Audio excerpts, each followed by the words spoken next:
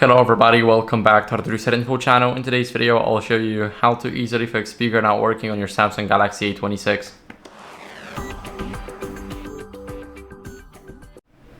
So first, what are we gonna do is we're gonna go over into settings. In these settings, we're gonna go to sounds and vibration and then volume. So we want to check the volume. We want to make sure that our media and call volume is turned all the way up. Now there's only media volume. To change the call volume, you have to actually call up somebody.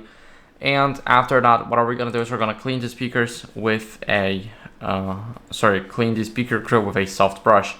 So right here at the bottom, we have the speaker. We wanna make sure that it's clean. And after we clean it out, what are we gonna do is we're gonna go over and simply disable the Bluetooth to make sure that audio is not rerouted anywhere. Now we're gonna go to connections.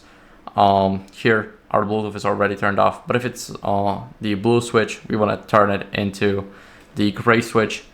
Now what are we gonna do is we're gonna go over and here, let's go over and simply update our software as a last resort. So we're gonna go to software update. We're gonna click on download and install, and here you can click on install now, and now the phone is getting ready to restart. So it is all happening now.